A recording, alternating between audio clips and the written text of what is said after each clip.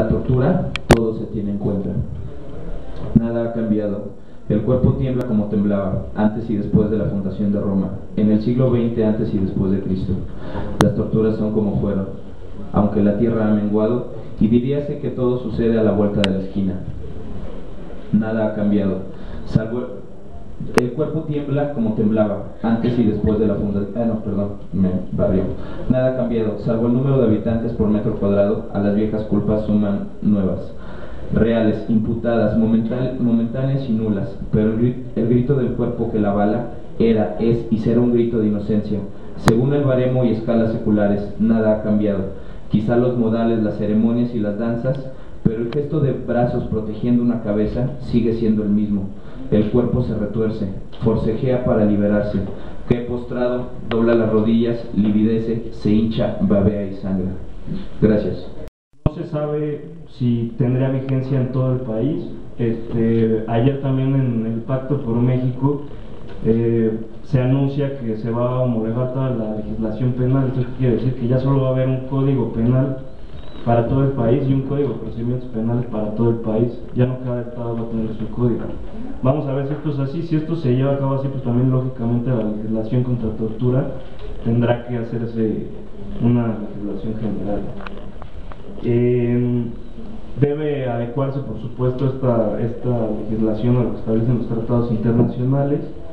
Entre otras cosas, por ejemplo, debe hacerse efectiva esta regla de la carga de la prueba en casos de tortura. Los tribunales internacionales, ustedes pueden checar una sentencia muy importante que es la de Campesinos Ecologistas ante la Corte Interamericana. Esta sentencia obliga a México y dice, bueno, si una persona denuncia haber sido víctima de tortura, tú tienes la obligación de investigar y deslindar todo tipo de responsabilidades, porque ya la carga de la prueba la tienes tú. Desde el momento en que la persona denuncia, ya hay indicios de que sí de que es cierto, ¿no? Como indicios puede ser desde que se ve golpeada la persona, desde que se presenta mucho más tarde, se presenta ante la autoridad ministerial mucho más tarde a que fue detenida, que es una práctica también muy frecuente en México. La policía detiene a la persona y la presentan 6, 8 horas después ante el Ministerio Público. Gracias a Jorge por la invitación, Javier. Y bueno, también gracias a ustedes por venir, particularmente a familiares de víctimas que representamos en la organización. Yo formo parte de la Comisión Mexicana de Defensa y Promoción de Derechos Humanos. Somos una organización que se dedica a defender a víctimas de tortura, a denunciar de manera enfática estos actos y pues a incidir en políticas públicas, ya sean legislativas, judiciales, precisamente para cambiar esta tendencia que hay desgraciadamente en nuestro país a la comisión de estos actos. Sí, como digo el presentador, yo iba a hablar del efecto de las confesiones extraídas bajo tortura, pero un poco viendo la lista de ponentes, que el licenciado Cruz Angulo habla de debido proceso, no sé si iba a venir el licenciado Agustín Acosta, sí, que también va a hablar más o menos de ese tema. Entonces y es eso, y además en vista de algo que sucedió ayer, decidí cambiar un poco el tema para enfocarme más a la legislación en materia de tortura. Ayer, como muchos se habrán enterado, se firmó la élite política firmó un pacto denominado Pacto por México, que contiene varios compromisos, y uno de esos compromisos es la actualización de la legislación contra la tortura para combatir este fenómeno que lo tiene bien presente el gobierno, que está tristemente en auge entre los cuerpos de seguridad y el sistema de justicia de nuestro país. En los últimos 4 años, 5 años, la tortura se ha quintuplicado, según cifras de la Comisión Nacional de Derechos Humanos.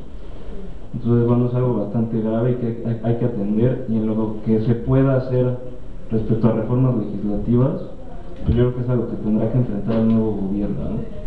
Me parece bien que se haya incluido esto en el pacto que se firmó ayer.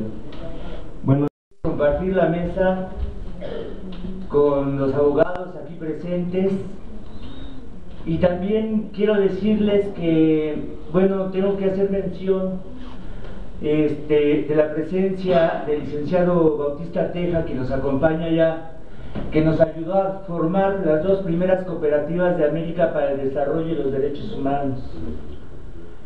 El día que yo conozco a Jorge, les voy a pedir después de esto, cuando empiece a leer, a veces es más difícil leer que decir de memoria una ponencia, pero quiero leerla porque coincide mucho con las palabras del doctor en general, y voy a hacer intento para estas conferencias. Es breve, nada más permítanme decirle cuál fue la coincidencia. Cuando conozco a Jorge Ferreira, un día de muertos, estábamos empezando a imaginar cómo establecer este foro. Nos pasamos platicando prácticamente 2 horas. Yo le planteé en ese momento que él promoviera la situación de la gente que me platicaba de ustedes.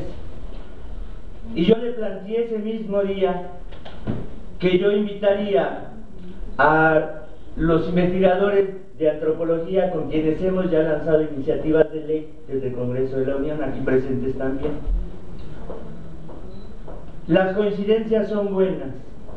El coincidir precisamente con este principio del periodo presidencial, donde han cambiado tanto el Poder Judicial, Legislativo, ¿no?, y el Ejecutivo, nos da la oportunidad, precisamente a partir del pacto, de participar, precisamente como lo expresa el doctor, con esta situación crítica e incluyente de la sociedad.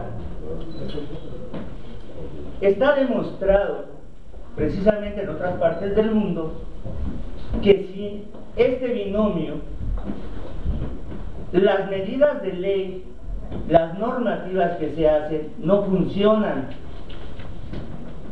También está demostrado en otras partes del mundo que la anomia de la tortura, el flagelo, el secuestro, la corrupción, la corrosión de nuestras instituciones están íntimamente ligadas a la política pública y a este vacío que representa precisamente la necesidad de la operación de binomio, de la participación de los individuos como de las instituciones. Ahora, con este pacto nacional, es doblemente el esfuerzo que tenemos que hacer aquellos que pertenecemos a organizaciones sociales.